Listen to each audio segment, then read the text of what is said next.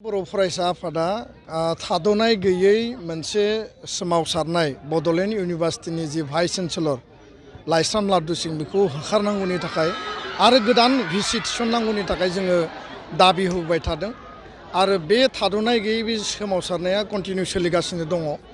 दा बिनि गेजेरावनो दाख्लैबावै 10 अक्ट'बराव जोंनि जि मोनसे मेगा जि मोनसे डेमनस्ट्रेशन आरो जि मोनसे रेली बे रेलीनि समाव बिटिआर काउन्सिलनिफ्राय प्रिन्सिपाल सेक्रेटारिया जोंनो मोनसे लाइजाम लिरहरदों जे नाग इन्सपेक्शननि थाखाय बे सोमावसारनायखौ साननैसोनि थाखाय सासपेन्ड खालामनो हायो नामा बे बाथ्राखौ बिथाङा जोंनो रिक्वेस्ट खालामदों, खावलायहरदों। आरो अमरज्योति बर्मन जाय सेक्रेटारि बिथाङा जोंनो 5 बाजियाव बिटिआरनि मानगोनां चिफ प्रमद बर' आरो प्रिन्सिपाल सेक्रेटारि आरो सेक्रेटारि इडुकेशन डिपार्टमेन्टनि प्रेजेन्सआव मोनसे सावरायनायनि लेटार हरदों। बे सावरायनाया मोजाङैनो जानानै थाङो आरो बे सावरायनायनि उनाव जोङो मोनसे थांखियाव फैयो। सावरायनायनि गेजेराव मोनथाम क्लियार काट जोङो मोनसे डिसिसन बिथांमोनखौ निसिम जोङो दाबि दैखांदों आरो बिथांमोना बेखौ मानिना लादों। गिबि बाथ्राया जाहैबाय जे राज्यपाल गुलाब चन्द काटारिया बिथांजों नैबे सप्ता खनसेनि गेजेराव बिटिआर काउन्सिला गावसोरनि इनिसियेटिभआव दुलाराय बर' फरायसा आफाद, मानगोनां राज्यपाल, रायजो बेंगिरि आरो बिटिआरनि चिफनि प्रेजेन्सआव सावरायनाय जागोन भाइस चेन्सेलर होखारनायनि थाखाय। बेखौ बिथांमोना एग्रि जायो। नैथिया जाबाय भाइस चेन्सेलरखौ होखारनांगौनि थाखाय जोङो आसाम सरकार आरो राजभवन बिनिसिम प्रिन्सिपाल सेक्रेटारिया फर्मेल लेटार हरगोन जोंनि सोमावसारनायनि आधाराव। आरो थामथि बाथ्राया जाहैबाय जे जोबोद गोख्रैनो राज्यपालखौ होखारनांगौनि थाखाय जिखिनि इनिसियेटिभ लानांगौ काउन्सिला लागोन। बिनि अनगायैबो नाग इन्सपेक्शनखौ जों बयबो वेलकाम खालामदों। नागा जाहाथे जोंनि बयनिबो गोनांथि आरो बड'लेण्ड इउनिभार्सिटिखौ जों जुदि वर्ल्ड क्लासाव लांनांगौब्ला नेशनेल लेभेलनि स्टेन्डार्डआव जुदि जौगाहोनांगौब्ला नागनि एक्रेडिटेसन बा ग्रेडिं बा बिनि एसेसमेन्टआ जानांगोन। दा बेखायनो बिथांमोना जोंनि सोमावसारनायखौ रिक्वेस्ट खालामनाय बायदि जोङो नागखौ थांखिनानै जोङो दोनथ'दों। नाथाय एट द सेम टाइम बिथांमोना जि मोनसे कमिटमेन्ट होदों बे कमिटमेन्टनि आधारावसो जों दोनथ'दों।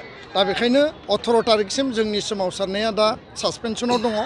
19 तारिखनिफ्राय जोंनि सोमावसारनाया कन्टिनिउ जाफिनगोन जुदि सावरायनाया जायाब्ला, जुदि भाइस चेन्सेलरखौ होखारनाय जायाब्ला। बे क्लियार काट। दा बेखायनो दिनै अमरज्योति बर्मन सेक्रेटारि इडुकेशन बिथाङा आंनो मोनसे लेटार हरदों। बे लेटारा जाबाय जे राजभवन आरो स्टेट गभर्नमेन्टनिसिम बिथांमोना लेटारखौ अलरेडि दैथायहरबाय। बिनि मोनसे फरवार्डिं कपि जोंनो हरदों।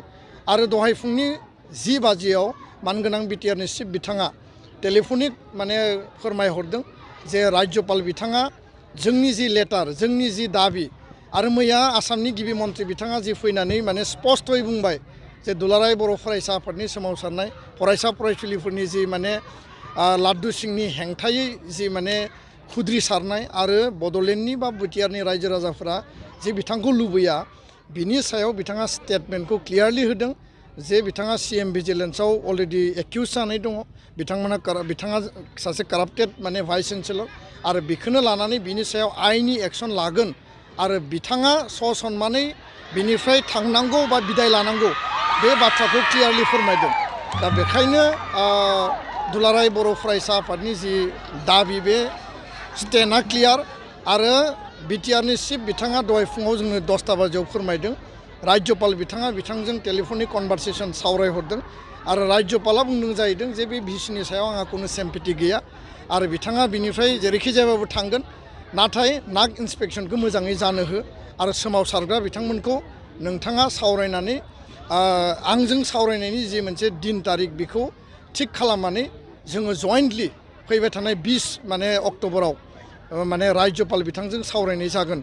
राज्यपाला बेखौ जोंखौ इनभाइट खालामदों बिथांनि गेजेरजों, जिहेतु बिथाङा कमिटमेन्ट होदोंमोन राज्यपालजों सावरायहोनायनि थाखाय। दा जों 20 तारिखसिम नेनानै दङ आरो 18 तारिखआव नागा थांगोन। दा बेखायनो जोंनि सोमावसारनाया 19 तारिखआव जागायफिननायनि बाथ्रा दङ। खिन्थु इन द मिन टाइम जोङो जुदि राज्यपालनि जि टेलिफनिक कनभारसेसन बिनि आधाराव जुदि जों लेटार मोनोब्ला डेफिनेटलि जोङो 20 तारिखआव सावरायनायनि उनावसो जों डिसिसन लागोन। दा बेखायनो भाइस चेन्सेलरखौ होखारनांगौनि थाखाय जोंनि जि मोनसे एक्सन आरो जोंनि जि थांखि बे क्लियारलि दङ आरो बे जोङो बेबायदियै हाबा मावगोन। गोजोन्थों।